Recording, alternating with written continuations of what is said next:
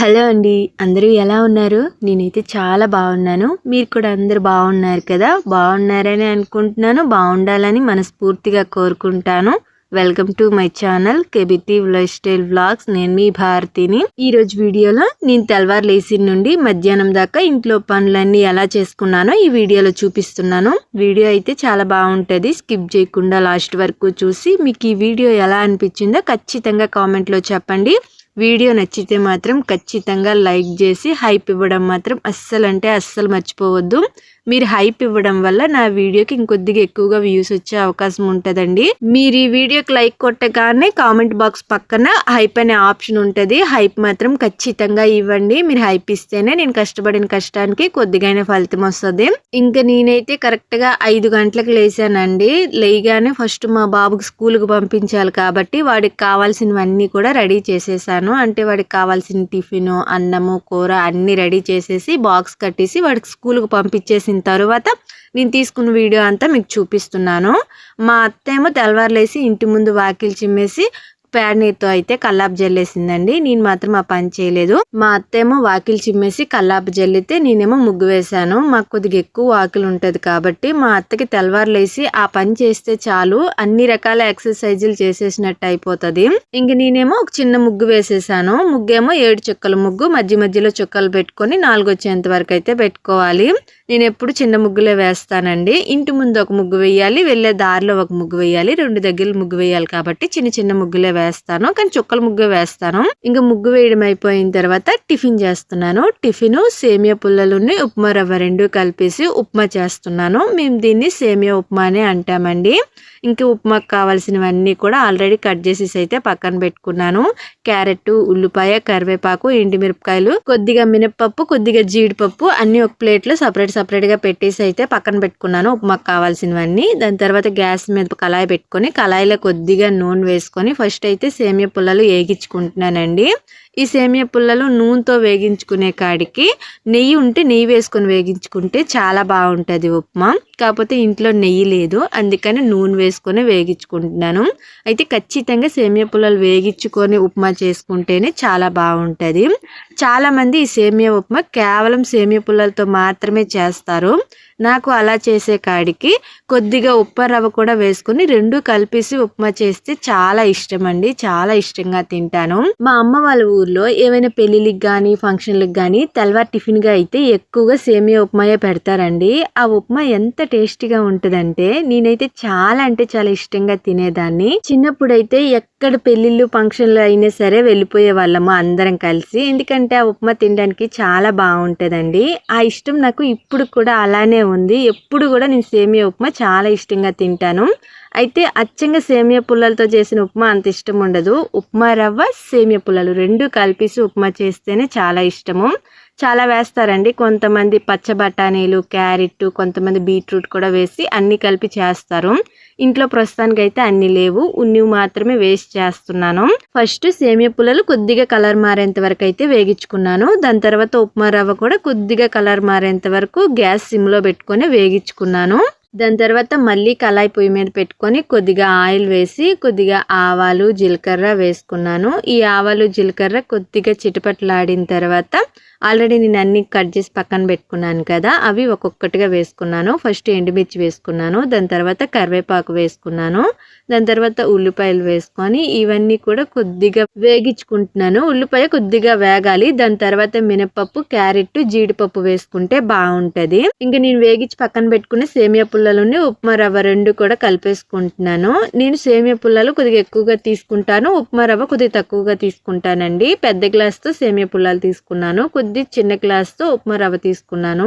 ఎప్పుడు కూడా ఉప్మా రవ్వ ఎక్కువ తీసుకొని సేమియా పుల్లలు తక్కువ తీసుకొని ఎక్కువగా సేమియా పుల్లలే తీసుకుంటాను, ఉప్మా రవ్వ కొద్దిగా తీసుకుంటాను. అలా 2 కలిపేసి అయితే ఉప్మా చేస్తాను. ఇంకా ఉల్లిపాయలు కొద్దిగా వేగిన తర్వాత జీడిపప్పు, క్యారెట్, ఇంకా మినపప్పు వేసేసి అవి కూడా పూర్తిగా కలర్ మారేంత వరకు అయితే వేగించుకుంటున్నాను. తాలింపులో శనగపప్పు కూడా వేసుకుంటే చాలా బాగుంటది. కాకపోతే ఇంట్లో శనగపప్పు లేదనేసి వేయలేదండి. ఇంట్లో ఏవేవి ఉన్నాయో అవి వేసి మాత్రమే చేస్తున్నాను. జీడిపప్పు ఉంది, కొద్దిగా ఎక్కువగానే ఉంది. అమ్మ వాళ్ళ ఇంటికాడ నుండి జీడిపప్పు తీసుకొచ్చాను కదా, జీడిపప్పు అంతా ఉంది, అందుకని కొద్దిగా ఎక్కువగానే జీడిపప్పు అయితే వేస్తున్నాను. ఇంకా తాలింపు చక్కగా కలర్ మారేంత వరకు వేగించుకున్న తర్వాత నీరు వేసుకుంటున్నాను. నీరు నేను రవ్వ ఏ గ్లాసుతో తీసుకున్నానో ఆ గ్లాస్తో 2 గ్లాసుల నీరు వేసుకున్నాను. సేమియా పుల్లలు తీసుకున్నాను కదా గ్లాసు, ఆ గ్లాస్తో 1 గ్లాసు నీరు వేసుకున్నాను. ఇలా కొలత ప్రకారం వేసుకుంటేనే ఉప్మా కరెక్ట్గా వస్తుందండి. ఒకవేళ నీరు ఎక్కువ వేసుకున్నాం అనుకోండి, సేమియా పుల్లలు బాగా మెత్తగా ఉడికిపోయి ఉప్మా అంతా జావలా వచ్చేస్తుంది. అసలు ఉప్మాలో మనం సేమియా పుల్లలు వేసినట్టుగా ఎక్కడ కూడా సేమియా పుల్లలు కనిపించవు. అందుకని నీరు కరెక్ట్గా వేసుకోవాలి. ఇంకా నీరు కొలుచుకొని వేసుకున్న తర్వాత రుచికి సరిపడినంత సాల్ట్ వేసేసుకొని మూత పెట్టి బాగా తెరలు కాగనిచ్చాను. దాని తర్వాత మూత తీసి సాల్ట్ సరిపోయిందో లేదో చూసుకున్న తర్వాతే నేను ఈ సేమియా పుల్లలు ఉప్మా రవ్వ వేసేసి అయితే కలుపుకుంటున్నానండి. అంటే సేమియా పుల్లలు ఇవి వేసేసిన తర్వాత ఉప్పు సరిపోయిందో లేదో చూస్తే అప్పుడు సరిపోకపోతే వేసినా సరే సరిగ్గా కలవదని నేను అనుకుంటాను. అందుకని నీరు తెరలు కాగినప్పుడు ఉప్పు చూసేసుకుంటాను. ఒకవేళ సరిపోకపోతే అప్పుడే వేసుకుంటాను. ఇంక ఈ సేమియా పుల్లలు ఉప్మా రవ్వ నీటిలో వేసుకునేటప్పుడు కొద్దిగా కలుపుకుంటూ వేసుకోవాలి, లేకపోతే ఉండలు కట్టేస్తుంది ఉప్మా రవ్వ. కొద్దిగా చూసుకుంటే జాగ్రత్తగా వేసుకోవాలి. మూత పెట్టుకొని అప్పుడప్పుడు కలుపుకొని మూత తీసుకొని అయితే కలుపుకోవాలి. ఇంతేనండి, ఉప్మా రెడీ అయిపోయింది. బాగా వేడిగా ఉన్నప్పుడు మెత్తగా ఇలా అయితే కనిపిస్తుంది, కానీ పూర్తిగా చల్లారిపోయిన తర్వాత విడివిడిగా అయితే అయిపోతుంది. సేమియా పుల్లలన్నీ నీట్గా కనిపిస్తాయి, బాగుంటుంది. కాకపోతే నేను పూర్తిగా చల్లారిపోయిన తర్వాత వీడియో తీయడం మర్చిపోయానండి. అప్పుడు తీసుంటే మీకు ఉప్మా ఎంత బాగా వచ్చిందో కనిపించిండేది. ఉప్మా అయితే చాలా బాగా వచ్చింది, నేనైతే బాగా తిన్నానండి. మా వైష్ణుకి ఉప్మా చాలా అంటే చాలా ఇష్టము. మామూలుగా ఈ సేమియా పుల్లలు వేయకుండా ఉప్మా చేశాను అనుకోండి, అంత ఇష్టంగా మా బాబు తిండు. కానీ ఈ సేమియా పుల్లలు వేసి చేశాను అనుకోండి, చాలా ఇష్టంగా తింటాడు. నేను మా బాబుకు స్కూల్కు పంపించేటప్పుడే ఈ టిఫిన్ అయితే చేసేసాను. అప్పుడు తీసిన వీడియో అండి. మా బాబుకు కొద్దిగా తినిపించి కొద్దిగా బాక్స్లో కట్టేసి అయితే పంపించాను. మా బాబు వాళ్ళ స్కూల్ బస్ అయితే కరెక్ట్గా 7-7:30 ఈ టైంకి అయితే వచ్చేస్తుంది. ఆ టైంలోనే మా బాబు అయితే స్కూల్కి వెళ్ళిపోతాడు. ఇంకా మా బాబు వెళ్ళిపోయిన తర్వాత నాకు ఇంకా కొన్ని పనులు ఉంటాయండి. అంటే రాగి జావ పెట్టడము, మా ఇంట్లో వాళ్ళందరికీ తులసి టీ పెట్టడము, ఇంకా కొన్ని పనులు ఉంటాయి. అవన్నీ చేసుకున్న తర్వాత మా అత్త మా మామయ్యకి టిఫిన్ పెట్టేసి నేను కూడా తినేసాను. ఇంకా 9-9:30 ఈ టైంలో అయితే మంచినీరు వచ్చాయండి. అదే కొలాయి నీరు వచ్చాయి. తాగడానికి పట్టేసుకుంటున్నాను. అన్ని బకెట్లకి తొట్టికి అన్నిటికీ పట్టేసుకొని ట్యాంకీకి కూడా నీరు పెట్టేసుకుంటాము. ఈ నీరు స్పీడ్గా వచ్చాయనుకోండి పైకి ట్యాంకీకి కూడా ఎక్కుతాయి, లేకపోతే ఎక్కవు. బకెట్లన్నిటికీ పట్టుకొని అవసరమైనప్పుడల్లా బోర్ కొట్టుకొని అయితే వాడుకుంటూ ఉంటాను. మా ఇంటికాడ నీరుకి అయితే ఇబ్బంది ఉండదండి. ఎప్పుడైనా ఈ కొలాయి నీరు రాకపోతే మాత్రం బోర్లో నీరు కొట్టుకొని అయితే తాగుతాము. మాకు ఈ నీరే బాగా తాగడం అలవాటు అయిపోయింది. అంటే బయట నుండి క్యాన్లతో నీరు కొనుక్కొని వచ్చి తాగడం ఇలాంటివేమీ ఉండవు. ఈ నీరే మేము ప్రతిరోజు తాగుతాము. ఇంకా 2 బిందెలతో అయితే పట్టేసుకున్నాను తాగడానికి. ఇంకా దాని తర్వాత అయితే కూర చేసుకుంటున్నాను. కూర కాకరకాయ కూర చేద్దాం అనుకుంటున్నానండి. కొన్ని కాయలు కాకరకాయ పులుసు పెట్టి కొన్ని కాయలు కాకరకాయ ఫ్రై చేద్దాం అనుకుంటున్నాను. ఈ కాయలు మీకు ముందు వీడియోలో చూపించాను కదా, ఒక మొక్క పడిమొలిసిన మొక్కకి కొన్ని కాయలు కోసేది చూపించాను కదా, అదే చెట్టుకి మళ్ళీ ఈ కాయలు అయితే కాసాయండి. కొన్ని కాయలు చిట్టి కాయలు ఉన్నాయి, కొన్ని కాయలు పెద్ద కాయలు ఉన్నాయి. ఇప్పుడు నేను అదే చెట్లోనే 3 సార్లు కాయలు అయితే కోసాను. నాకు దగ్గరగా 4 కేజీల కాకరకాయలు అయితే దొరికాయండి. మేము వేసిన చెట్టు అయితే అది కాదు, పడిమొలిసిన మొక్క. పడిమొలిసిన మొక్క అయినా సరే కాయలు మాత్రం చాలా బాగా కాస్తున్నాయి, పెద్ద పెద్ద కాయలు కాస్తున్నాయి.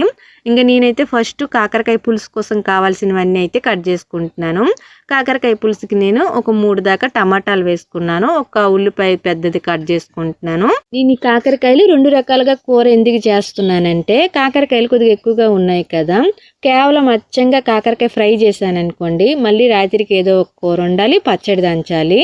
అలా కాదు, ఒట్టి కాకరకాయలు పులుసు చేయాలంటే కాకరకాయలు కొద్దిగా ఎక్కువగా ఉన్నాయి కదా, ఎక్కువ కాకరకాయలు వేసి పులుసు చేస్తే కూర కొద్దిగా ఎక్కువగా చేదుగా ఉంటుందండి. అందుకని కొద్దిగా కాకరకాయలు వేసి కొద్దిగా పులుసు చేస్తున్నాను. కొన్ని కాకరకాయలు ఫ్రైకి అయితే చేస్తున్నాను. నేను ఈ కాకరకాయ పులుసు కూర నేను చేసుకునే పద్ధతిలో ఎలా చేసుకుంటానో మీకు చూపిస్తాను. కానీ కాకరకాయ ఫ్రై కూర మాత్రం చూపించనండి. ఇంతకు ముందు వీడియోలోనే కాకరకాయ ఫ్రై నేను ఎలా చేసుకుంటానో చూపించాను, అందుకని ఈ వీడియోలో చూపించడం లేదు. కానీ పులుసు కూర ఎలా చేసుకుంటానో చూపిస్తాను. పులుసు కూర చాలా చేదుగా ఉంటుందేమో కాకరకాయ పులుసు కదా అని అనుకోకండి. కాకరకాయ ఉడకబెట్టుకొని దాని తర్వాత పులుసు కూర చేసుకుంటాము. అందువల్ల చాలా వరకు అయితే కాకరకాయ పులుసు చేదు తగ్గిపోతుంది. ఇంకా తినడానికి కూడా బాగుంటుందండి. లైట్గా ఎక్కడో చేదు తగులుతుంది అంతేని, మిగతాదంతా నార్మల్గా బాగానే ఉంటుంది. ఎలా చేసుకుంటానో చూపిస్తాను. ముందైతే ఈ కాకరకాయ పులుసుకి కావాల్సినవన్నీ కూడా కట్ చేసేసుకుంటున్నాను. నేను ఈ కాకరకాయ పులుసుకి కాకరకాయలు అయితే ఎక్కువగా వేసుకోవటం లేదండి. కరెక్ట్గా 4 అంటే 4 కాకరకాయలే తీసుకున్నాను, పెద్ద కాయలు అయితే. అవన్నీ కూడా గుండ్రంగా కట్ చేసుకుంటున్నాను. ఈ కాకరకాయలు కట్ చేసుకునే ముందు పైన తోలంతా కూడా లైట్గా పైన అంతా కూడా నీట్గా గీసేసుకొని దాని తర్వాత అయితే కాకరకాయ ఫ్రై అయినా కాకరకాయ పులుసు అయినా చేసుకుంటాను. ఇంక ఇవన్నీ కూడా కట్ చేసేసి అయితే పక్కన పెట్టుకున్నాను. నేను ఈ కాకరకాయ పులుసుకి టమాటాలు కొద్దిగా ఎక్కువగానే వేసుకుంటానండి. 4 కాకరకాయలకి పెద్ద 3 టమాటాలు అయితే వేసుకున్నాను. బాగుంటుంది టమాటాలు ఎక్కువ వేసుకుంటే, పులుసు కూర కాబట్టి బాగుంటుంది. ఉల్లిపాయలు కూడా ఎక్కువ వేసుకునే బాగానే ఉంటుంది. కాకపోతే ఇంట్లో అన్ని ఉల్లిపాయలు లేవని ఒక్క ఉల్లిపాయ వేసుకున్నాను. ఇంకా ఫస్ట్ అయితే ఈ కాకరకాయలో కొద్దిగా సాల్ట్ని, కొద్దిగా పసుపు వేసి కొద్దిగా వాటర్ వేసుకొని, అంటే ఈ ముక్కలన్నీ బాగా మునిగేంత వరకు వాటర్ వేసేసుకొని మూత పెట్టి అయితే గ్యాస్ మీద పెట్టుకొని ఉడికించుకోవాలి. మరి మెత్తగా అయిపోయినట్టు ఉడికించుకోకూడదు, కానీ లైట్గా అంటే 70% ఈ ముక్కలు ఉడికేంత వరకు ఉడికించుకుంటే సరిపోతుంది. కరెక్ట్గా 5 నిమిషాల్లో ఈ కాకరకాయలు ఉడికిపోతాయండి. ఇక్కడ నేను చూపిస్తున్నాను చూడండి, నేను ఎలా ఉడికించుకున్నానో. 70% ఉడికింది. మిగతా 30% కూర పులుసు చేసుకుంటాం కదా, అప్పుడు ఉడికిపోతాయి.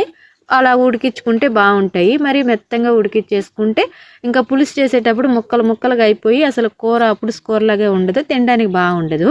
ఇంకా నేను కాకరకాయలు ఉడికించేసుకొని వడగట్టేసుకున్నాను. దాని తర్వాత ఈ కాకరకాయ పులుసుకు కావాల్సినవన్నీ ఇప్పుడు కలుపుకుంటున్నాను. ఒక గిన్నెలోకి ఉడకబెట్టుకుని కాకరకాయలు వేసుకొని కట్ చేసుకున్న ఉల్లిపాయ, టమాటా వేసేసుకొని ఉప్పు, కారం, పసుపు వేసుకొని చింతపండు కొద్దిగా నానబెట్టుకున్నాను నేను ముందేని. కొద్దిగా ఎక్కువ చింతపండే పడుతుందండి. చింతపండు తక్కువ అయిందనుకోండి కూర కొద్దిగా చేదు ఎక్కువగా అనిపిస్తుంది. అందుకని చింతపండు కొద్దిగా ఎక్కువగానే వేసుకుంటాను నేనైతే. ఇంకా చింతపండు నీరు వేసేసుకొని కొద్దిగా వాటర్ వేసుకొని అంతా నీట్గా కలుపుకుంటున్నాను. ఇప్పుడే ఉప్పు కారం సరిపోయిందో లేదో చూసుకోండి, లేకపోతే ఉడికిన తర్వాత అయినా చూసుకోవచ్చు. నేనైతే ఉడికిన తర్వాతే చూసుకుంటానండి. మా అత్త మాత్రం ఇప్పుడే చూసేసుకొని అన్నీ ఒకేసారి అన్నీ కరెక్ట్గా సరిపోయినట్టు వేసేసుకుంటుంది. ఉప్పు కారం అన్నీ వేసుకొని కలుపుకున్న తర్వాత పొయ్యి మీద పెట్టుకొని అయితే ఉడికించుకుంటున్నాను. తాలింపు ఇప్పుడే పెట్టుకోవాలనే పెట్టుకోవచ్చు, లాస్ట్లో ఉడకడం అంతా అయిపోయిన తర్వాత లాస్ట్లో కూడా తాలింపు పెట్టుకోవచ్చు. నేనైతే ఉడికించుకొని తాలింపు పెట్టుకుంటానండి. ఇంకా కొన్ని కాయలు అయితే నేను తాలింపు చేస్తానని చెప్పాను కదా, అదే ఫ్రై కూర చేస్తానని చెప్పాను కదా. ఫ్రై కూర కోసం కట్ చేసుకున్న కాకరకాయ ముక్కల్లోనే కొద్దిగా పసుపుని, కొద్దిగా సాల్ట్ వేసుకొని అయితే 1 గంట సేపు పక్కన పెట్టుకున్నాను. దాని తర్వాత ఈ కాకరకాయ ముక్కలు వేగించుకునే ముందు గట్టిగా పిండేసి నూనెలో వేసుకొని అయితే వేగించుకుంటున్నాను. నేనైతే ఇంతకు ముందు ఇలా చేసేదాన్ని కాదండి. ఇంతకు ముందు వీడియోలో నేను కాకరకాయ ఫ్రైని ఎలా చేసుకుంటానో ఒక వీడియోలో పెట్టాను. ఆ వీడియో కింద కొంతమంది అయితే కాకరకాయ ముక్కలు ఫ్రై చేసుకునే ముందు కొద్దిగా సాల్ట్ని, కొద్దిగా పసుపు వేసుకొని 1 గంట సేపు పక్కన పెట్టుకున్న తర్వాత ఫ్రై చేసుకునే ముందు గట్టిగా పిండి ఫ్రై చేసుకోండి. ఈ కాకరకాయలో ఉండే చేదు నీరు మొత్తం బయటకు వచ్చేసి కాకరకాయలు అంత చేదుగా ఉండదు కూర అని అయితే చెప్పారు. నేను ట్రై చేశానండి, బాగానే వచ్చింది. చాలా వరకు ఫ్రై కూర అయితే చేదు లేకుండా చాలా బాగా వచ్చింది. ఇంకొక పక్క అయితే కాకరకాయ పులుసు కోసం పెట్టుకున్నాను కదా, ఆ పులుసు అయితే ఉడికిపోయింది. తాలింపు పెట్టుకుంటున్నాను. ఇంకో పక్క ఫ్రై కోసం అయితే ఎక్కువ నూనె వేసుకొని ముక్కలన్నీ వేగించేసుకుంటున్నాను. 2 కూరలు ఒకేసారి అయితే అయిపోతున్నాయండి. అంటే అన్నీ కట్ చేసి పక్కన పెట్టేసుకున్నాను కదా, 2 ఒకేసారి పొయ్యి మీద పెట్టేశాను. ఇలా చేయడం వల్ల ఈజీగా అయిపోతుంది. ఇంకా కాకరకాయ పులుసు కోసం అయితే తాలింపు పెట్టుకున్నాను. ఈ తాలింపుకి ఉల్లిపాయ, కరివేపాకు, పచ్చిమిర్చి, ఎండుమిర్చి, కొద్దిగా ఆవాలు, జీలకర్ర, కరివేపాకు వేసుకొని అయితే తాలింపు పెట్టుకుంటున్నాను. ఇంకా ఇంకో పక్క కాకరకాయ వేగించుకుంటున్నాను కదా, అవైతే ఆల్మోస్ట్ వేగిపోవచ్చాయండి. ఈ తాలింపు వేగేలోపు పూర్తిగా వేగిపోతాయి. చూడండి ఎంత బాగా వేగుతున్నాయో. నేనైతే కొద్దిగా ఎక్కువ ఆయిల్ వేసుకొని ఫస్ట్ కాకరకాయ ముక్కలు వేగించుకున్న తర్వాత తాలింపు కూర చేసుకుంటానండి. అలా చేసుకుంటేనే నాకు ఈ కాకరకాయ ఫ్రై అన్ని ముక్కలు కూడా ఒకే విధంగా వేగాయి అనిపిస్తాయి. అందుకని ఇప్పుడు ఇలానే చేసుకుంటాను. ఇంకా తాలింపు వేగిన తర్వాత పులుసు కూర అయితే తాలింపులో వేసేసుకున్నాను. అంతేనండి, కాకరకాయ పులుసు కూర అయితే రెడీ అయిపోయింది. చాలా బాగా వచ్చింది. లైట్గా చేదు తగులుతుంది అంతేని. కొంతమంది ఈ మాత్రం చేదు కూడా తగలకూడదు అనుకున్న వాళ్ళు ఈ కాకరకాయ పులుసులో కూడా లైట్గా బెల్లం వేసుకుంటారు, ఇంకా బాగుంటుంది. కాకపోతే మా ఇంట్లో చెప్పాను కదా బెల్లం వేస్తే తినరు, అందుకని నేను వేయలేదు. ఇంక ఈ పక్క ఆయిల్లో వేసుకున్న కాకరకాయ ముక్కలు కూడా బాగా వేగిపోయాయి. అవి కూడా వేరే గిన్నెలోకి అయితే తీసేసుకుంటున్నాను. దాని తర్వాత తాలింపు పెట్టేసుకుంటాను. నేను ఇవైతే ఒక 70% వేగించుకున్నానండి. మిగతా 30% తాలింపులో వేగించేసుకుంటాను. అప్పుడు సాల్ట్ని, కొద్దిగా బెల్లం వేయమన్నారు కాబట్టి వేసి అయితే వేగించుకుంటాను. ఇంక ఇదైతే నేను మొత్తం ఎలా చేశానో వీడియో చూపించడం లేదని ముందే చెప్పాను కదా. కానీ కాకరకాయ ఫ్రై కూర కూడా ఎక్కువగా కాకరకాయ కూర ఇష్టపడే వాళ్ళు మాత్రము ఇలా చేసుకొని తింటే చాలా ఇష్టంగా తింటారండి. ఖచ్చితంగా ఒకసారి ట్రై చేయండి. మీరు ఏ పద్ధతిలో కాకరకాయ ఫ్రై చేసుకుంటారో కింద కామెంట్లో చెప్పండి. నేను ఇంకోసారి ఖచ్చితంగా ట్రై చేస్తాను. ఇంక ఈ కాకరకాయలు మొత్తం వేగించిన తర్వాత చూడండి ఎంత బాగా కనిపిస్తున్నాయి. బాగా వేగాయి. అన్నీ ఒకే విధంగా వేగడం వల్ల కూర అయితే చాలా బాగా వచ్చింది. కాకపోతే లైట్గా బెల్లం వేసాను కాబట్టి మా ఇంట్లో వాళ్ళు కొద్దిగా తినడానికి అయితే ఇష్టపడలేదు. బెల్లం వేసుకొని కాకరకాయ కూర చేసుకొని తినే వాళ్ళకైతే చాలా బాగా నచ్చుండేది నేను చేసే కూర. ఇంకా వంట మొత్తం అయిపోయిన తర్వాత గిన్నెలు అయితే దోముకుంటున్నాను. ఇంకా నేను ఒక విషయం చెప్పడం మర్చిపోయాను. కాకరకాయ పులుసు మొత్తం చేసిన తర్వాత దగ్గర నుండి వీడియో తీసాను. కానీ ఆ వీడియో క్లిప్ ఎక్కడో మిస్ అయిపోయిందండి. అందుకని మీకు చూపించలేదు. అంటే బాగా వచ్చింది. నీట్గా వీడియో తీసాను దగ్గర నుండి. పులుసు ఎంత బాగుంది, ముక్కలు ఎలా ఉడికాయో మొత్తం మీకు వీడియోలో చూపించడానికి తీసాను. కానీ ఎలా డిలీట్ చేస్తానో మర్చిపోయాను. అప్పుడప్పుడు నాకు ఒక ఇది తిక్కు ఉందండి. వీడియో తీస్తాను, ఎందుకు డిలీట్ చేస్తానో లేకపోతే అవే డిలీట్ అయిపోతే నాకే తెలియదు. కొన్ని వీడియో క్లిప్లు అయితే డిలీట్ చేసేస్తుంటాను నాకు తెలియకుండా. అంటే కొన్నిసార్లు ఫైల్ ఫుల్ అయిపోతుంటే కొన్ని వీడియోస్ డిలీట్ చేసిన తర్వాతే మళ్ళీ వీడియో తీసుకోవడానికి ఆప్షన్ వస్తుంది. అందుకనేసి నేను కొన్ని వీడియోలు డిలీట్ చేస్తాను. అలా డిలీట్ చేసినప్పుడు నేను ఇంకా ఎడిటింగ్ చేయకుండా వీడియో అప్లోడ్ చేయకుండా ఉండే వీడియోస్ కూడా డిలీట్ చేసేస్తూ ఉంటాను. అంటే కంగారులో చేసేస్తాను. అదనమాట. కూర అయితే చాలా బాగా వచ్చిందండి. ఇంకా వంట మొత్తం అయిపోయిన తర్వాత గిన్నెలు తోముకుంటున్నాను. ఇంకా తినలేదులేండి. 1 గంట 1:30 ఈ టైంకి అయితే తింటాము. వంట అయిపోయిన తర్వాత గిన్నెలు తోమేసుకుంటున్నాను. ఇంకా మా బన్నీ చూసారా ఎంత బాగా పడుకోయిందో. కొంతమంది అయితే కామెంట్లో చెప్తున్నారు బన్నీకి 3 పూట్ల అన్నం పెట్టి నీట్గా చూసుకోండి అని అయితే కొంతమంది కామెంట్ చేస్తున్నారు. మేమైతే దాన్ని బాగా చూసుకుంటున్నామండి. బాగా అంటే 3 పూట్ల అన్నం పెట్టేసి దానికి ఎంతవరకు చూసుకోవాలో అంతవరకు అయితే చూసుకుంటున్నాము. కాకపోతే మా బన్నీ మా దగ్గరికి వచ్చినప్పటికే దానికి హెల్త్ చాలా వరకు బాగాలేదండి. ఎక్కువగా వణుకున్నట్టుగా ఉంటుంది. ఎప్పుడు చూసినా సరే బన్నీగాడు ఎగురుతున్నట్టుగా వణికిపోతున్నట్టుగానే ఉంటాడు. ఆ ప్రాబ్లం వల్లే కావాల దీన్ని పెంచిన వాళ్ళు వదిలేసి ఇక్కడ వెళ్ళిపోయారని మేమైతే అనుకుంటున్నామండి. హెల్త్ బాగాలేకే వాళ్ళు కావాలని వదిలేసి వెళ్ళిపోయారని మేము అనుకుంటున్నాము. ఇంకా మా బన్నీ అయితే మా దగ్గరికి వచ్చి నుండి బాగుంటున్నాడండి. అంటే ఎక్కడ మూతి పెట్టొద్దు అని అంటామా అక్కడికి అస్సలు వెళ్లకుండా మనం చెప్పిన ప్రతి మాట కూడా మా బన్నీకి అర్థమవుతున్నాయి. పెంచే వాళ్ళు చాలా బాగా పెంచారండి. మరి ఎందుకు దీనికి బాగాలేపడం వల్ల వదిలేశారో లేకపోతే ఇదే తప్పిపోయి ఇక్కడికి వచ్చేసిందో నాకైతే తెలియటం లేదు. కానీ చాలా తెలివైన కుక్క. అన్ని రకాలుగా దీనికి బాగా పెట్టి చూసుకుంటే చాలా తెలివైన కుక్క అండి. ఇంకా దీనికి హెల్త్ పరంగా చూపిద్దామనే సరే మేము చూపించలేకపోతున్నాము. ఇక్కడ మాకు దగ్గరలో ఎక్కడైనా హాస్పిటల్ ఉంటే వెళ్ళి చూపించుకొని వచ్చి ఉండేదాన్నండి. కాకపోతే మేము దీన్ని తీసుకెళ్ళాలంటే ఆత్మకూరు తీసుకెళ్ళి చూపించాలి. అందుకని వీలు కావటం లేదు. కానీ ఖచ్చితంగా నేను ఎప్పటికైనా సరే మా బన్నీకి హాస్పిటల్కి తీసుకెళ్ళి అయితే చూపిస్తాను. ఎందుకంటే చాలా మంచి కుక్క అండి, తెలివైన కుక్క. ఇలా మంచి కుక్కల్ని మనం నీట్గా సాక్కుంటే అన్ని చెప్పినవన్నీ కూడా బాగా అర్థమవుతాయి. ఇంకా మెయిన్ మా బన్నీ మా ఇంటికి ఎవరిని రానివ్వదు. ఇంకా మా ఇల్లు రోడ్డు పక్కనే కదా, రోడ్డు మీద నుండి ఎవరిని వెళ్ళనివ్వదండి. ఒక్క బైక్ కూడా వెళ్ళనివ్వదు. ఏ బైక్ వెళ్ళినా సరే దాని వెనకపడి వాళ్ళని కరిచేస్తుందేమో అన్నట్టుగా వెళ్తూ ఉంటుంది. ఈ దారి నుండి ఎవరు బైక్ మీద వెళ్ళాలన్నా సరే చాలా భయపడతారు. అంత ఎక్కువగా భయపెట్టేస్తుంది. ఎంత చెప్పినా సరే వాళ్ళు కొట్టినా సరే ఇది అలానే చేస్తూ ఉంటుంది. ఇంకా ఇంటి చుట్టూ అయితే వాతావరణం చూడడానికి కొద్దిగా బాగుందనేసి మీకు చూపించడానికి అయితే మొత్తం ఇంటి చుట్టూ కూడా వీడియో తీసానండి. మా ఇంటి చుట్టూ చెట్లు ఎక్కువగా ఉంటాయి కదా, కొన్నిసార్లు వాతావరణం లైటింగ్ బట్టి చూడడానికి చాలా బాగుంటుంది. అలాంటప్పుడు అయితే మీకు చూపిస్తూ ఉంటాను. ఇంకా మా అరటి చెట్లకి అయితే 2 గెలలు వచ్చున్నాయండి. అవి కూడా మీకు చూపిద్దామని అయితే సింపుల్గా చూపిస్తున్నాను అంతేని. ఒక గెల అయితే బాగా పెద్దగా ఉంది, ఒక గెల రీసెంట్గానే వచ్చింది. పువ్వు కూడా ఇంకా కొయ్యలేదు, అంటే గెల ఇంకా పెద్దది కాలేదు. మా ఇంట్లో ఈ అరటి చెట్లు ఒక 2-3 అయితే ఉన్నాయి. 2 చెట్లకి అయితే గెలలు వచ్చున్నాయి. ఇంక ఈ వీడియో అయితే ఇంతేనండి. వీడియో నచ్చుంటే మాత్రం ఖచ్చితంగా లైక్ చేసి సబ్స్క్రైబ్ చేసుకొని సపోర్ట్ చేయండి. హైప్ కూడా ఖచ్చితంగా అంటే ఖచ్చితంగా ఇవ్వండి. మీరు హైప్ ఇస్తేనే నేను కష్టపడిన వీడియోకి కొద్దిగైనా ఫలితం వస్తుంది. వీడియోకి హైప్ ఇవ్వడం మాత్రం అస్సలు మర్చిపోవద్దు. ఇంకా మీకు ఈ వీడియో ఎలా అనిపించిందో ఖచ్చితంగా కామెంట్లో చెప్పండి. ఎక్కడైనా ఏదైనా మిస్టేక్ ఉంటే చెప్పండి. నెక్స్ట్ వీడియో నుండి మార్చుకోవడానికి అయితే ట్రై చేస్తాను. ఇంకా అందరూ బాగుండాలి, అందులో నేను ఉండాలని మనస్ఫూర్తిగా కోరుకుంటాను. Thank you. Bye bye.